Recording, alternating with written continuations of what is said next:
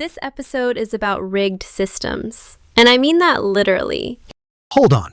You're calling Wistoria rigged? Will just scored perfect on every written exam. That's not rigged, that's... Meaningless, because he still needs one magic credit to ascend, and the tower doesn't care how brilliant he is on paper. The system is designed to exclude people like him. But that's the whole point of his journey, right? Breaking through those barriers?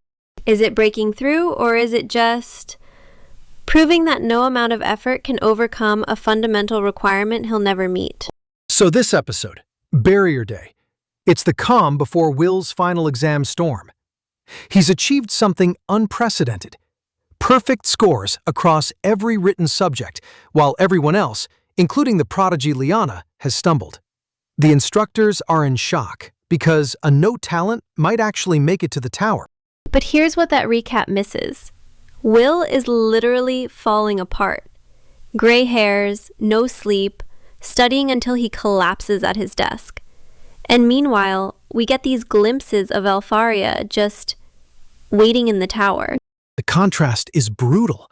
He's destroying himself, trying to reach someone who isn't even trying to bridge the gap. We're examining Will's arc from exhausted but determined student to vulnerable sleeper, and what that physical collapse reveals about the tower's true barriers. Everyone's going to see this as an inspirational episode about perseverance. But I think it's actually showing us something darker about what the pursuit of an impossible dream costs. 3 moments anchor this whole episode.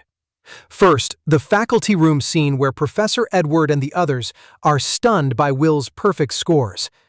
They keep saying, he might just do it, while calling him a no talent in the same breath. Then there's the study room, where Colette and Rosti are watching Will literally stress himself gray.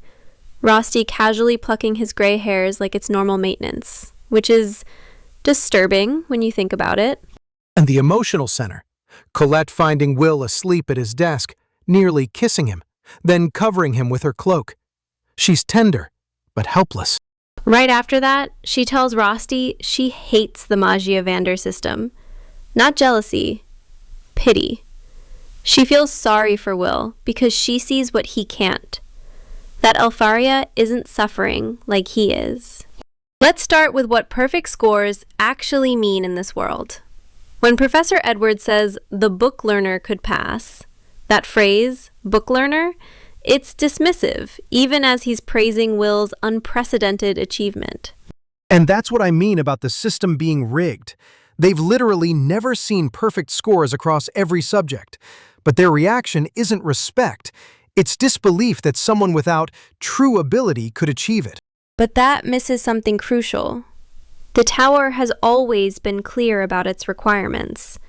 Magical ability first, everything else second. Will knew this going in. His perfect scores don't change what advancement actually demands. Look at what's happening to his body. The gray hairs aren't just stress markers. They're aging him prematurely. 6単位分。あと1単位でも取れば塔に登れるけど、油断はできない。でも、頑張りすぎると。いったほら、こんなに白髪が生えてる。あなた何してるのよ。何って白髪抜きだよ。僕がいつもやってあげているんだ。ああ、コレットさんもやりたかった？そんなわけ。Rosti just casually plucks them, like this is routine maintenance for Will's impossible pursuit. This isn't inspirational. It's tragic. And Colette's reaction tells us everything. She's mortified by what those gray hairs represent. Hold on, that's one read, but I think you're missing the deeper issue here. Will says, I can't let everyone's kindness go to waste. He's not just destroying himself, he's carrying the weight of everyone who helped him get this far. That transforms the suffering from self-destruction into something more complex. Which brings us to the episode's most devastating moment. When Colette finds Will asleep at his desk, the animation choices here are surgical. ウィル、お夜食持ってきたわ。ワークナー先生に言って特別に。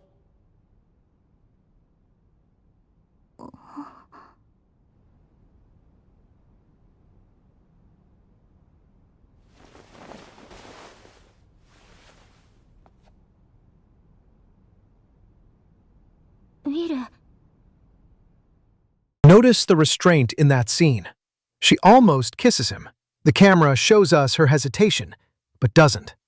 Instead, she covers him with her cloak. That's maternal care, not romantic longing. She's treating him like something fragile that needs preservation. I'd push back on that interpretation. When Colette tells Rosti, "I hate the Magia Vander," she's talking about Alfaria specifically. And it's not maternal instinct, it's moral judgment. She just waits while Will suffers. Brutal, because it's true. Alfaria isn't actively pursuing Will. The episode reinforces this with that brief shot of Alfaria in the tower, surrounded by other Magia Vander. She looks serene, untouchable. That visual juxtaposition is the episode's thesis statement. Will is destroying himself to reach someone who isn't reaching back. The isn't just about ability, it's about who gets to wait and who has to chase. The turning point is absolutely Colette's confession to Rosti. I hate the Magia Vander, because Alfaria just waits while Will suffers. That's not jealousy speaking. That's moral clarity. Up until that moment, we might have read Colette's concern as romantic rivalry. But she's not competing with Alfaria. She's witnessing an injustice. And the show immediately cuts to Alfaria after Colette says this, almost like it's responding to her criticism. But Alfaria doesn't look conflicted or longing. She looks settled. 2 predictions, and I'm going first because I think I see where this is heading. Colette will directly confront the Magia Vander system. Not Alfaria personally, but the institution itself within the next 3 episodes. Her line about hating it isn't throwaway dialogue. I'm less convinced about confrontation. Here's mine. Will discover an alternative path to tower advancement that doesn't require traditional magic credits. The show is setting up his as valuable in ways the current system can't recognize. But that feels like wish fulfillment. The tower's requirements exist for a reason. Do they, though? Or do they exist to maintain a hierarchy that keeps people like Will out? His perfect scores prove he understands magic better than anyone. Maybe better than some who can cast it. So when Will achieves academic perfection, but still needs magic credits, the real barrier isn't magical ability. It's a system that refuses to recognize any form of worth it didn't design. But here's what I keep coming back to. Colette seeing something Will can't.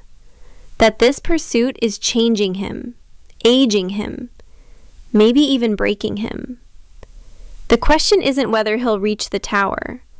It's whether he'll still be himself when he gets there. Next episode's going to test everything we just talked about.